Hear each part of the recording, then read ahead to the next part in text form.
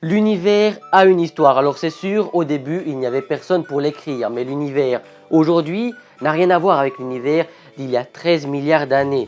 Alors oui, on peut bien le dire, l'univers a une histoire et aujourd'hui, je vous propose de tenter d'en percer l'origine.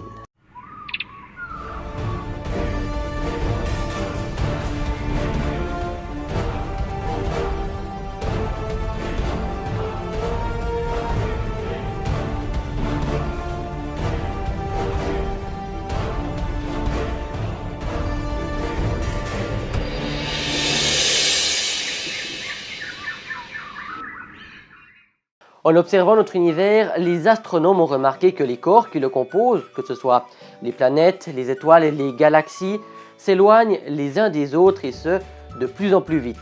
Il y a donc un mouvement, une évolution dans le temps. L'univers n'est pas quelque chose de figé. Mais alors la question se pose, où tout cela a-t-il commencé? Pour répondre à cette question, les astronomes ont tenté de fixer l'âge de notre univers et grâce notamment au satellite Planck de l'ESA, nous savons aujourd'hui que l'univers est probablement âgé de quelques 13,8 milliards d'années. Mais une nouvelle question se pose. Quel événement nous permet de fixer précisément l'origine de l'univers à cet instant? Ironiquement, on peut dire qu'il s'agit de l'instant de la création d'un point de vue religieux, mais également scientifique. Il y a 13,8 milliards d'années, l'univers connut la plus grande libération d'énergie jamais observée. C'était le Big Bang. Alors, si cette théorie du Big Bang est tout aussi religieuse que scientifique, c'est parce qu'elle est le fruit des recherches d'un homme qui était à la fois astronome, physicien et membre du clergé catholique. Monseigneur Georges Lemaître va alors proposer à partir de 1928 la théorie d'un univers homogène en partant des observations d'Edwin Hubble et en se basant sur la théorie de la relativité générale d'Albert Einstein, rien que ça. Cette théorie se nommera tout d'abord théorie de l'atome primitif avant de prendre le nom plus percutant de théorie du Big Bang à partir de 1949. Selon les conclusions de Monseigneur Georges Lemaître, depuis ce fameux Big Bang, l'univers n'aurait eu de cesse de se refroidir. Tenez par exemple, il y a quelques 4,5 milliards d'années naissait notre Terre. À cette époque, la température de l'univers s'élevait à 8 degrés Kelvin pour 3 degrés de nos jours. Évidemment, on parle là d'une température prise dans le vide interstellaire. Mais alors, qu'est-ce que vraiment que ce Big Bang et pourquoi est-il à l'origine de notre univers? Une théorie mise en avant par l'éminent astrophysicien Hubert Reeves nous propose l'image d'un univers composé équitablement de matière et d'antimatière. On aurait donc eu une annihilation constante et un prémisse d'univers d'une extrême luminosité.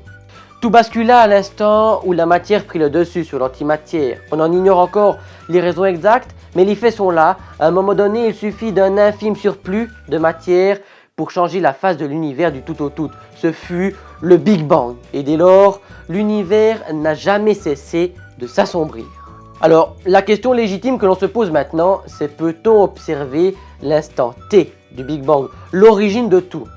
Malheureusement, la réponse est non, on ne peut pas, tout simplement parce que à l'instant T du Big Bang, la température de l'univers s'élevait tout de même à 10 puissance 33 degrés Kelvin. Et l'on sait aujourd'hui que tout ce que l'on connaît en physique, que ce soit la théorie de la relativité générale d'Albert Einstein ou même de la physique quantique, et bien toutes ces règles s'effondrent à partir de ce que l'on nomme le mur de Planck, c'est-à-dire 10 puissance 32 degrés. Pour le moment, il nous est donc impossible de définir des théories ou des référentiels qui nous permettraient de voir ce qui s'est passé à l'instant T du Big Bang. À ce niveau-là, tout ce qui nous est actuellement connu de la physique, que ce soit l'énergie, l'espace ou le temps, s'effondre. Jusqu'ici, j'étais donc parvenu à vous proposer des récits documentés sur l'origine de faits qui ont marqué l'humanité. Malheureusement, quand on tente de remonter à l'origine de l'origine, on se perd dans les méandres de connaissances que nous ne possédons pas encore. Alors si cet épisode aura permis de mettre en exergue la découverte de l'origine du Big Bang, l'origine de l'univers lui-même reste encore impénétrable pour la science et l'histoire. Je vous ai donc creusé la question de votre côté, n'hésitez pas à partager vos avis dans les commentaires ou sur les réseaux sociaux. Et sur ce, je vous dis à très bientôt dans le futur pour explorer un peu plus notre passé.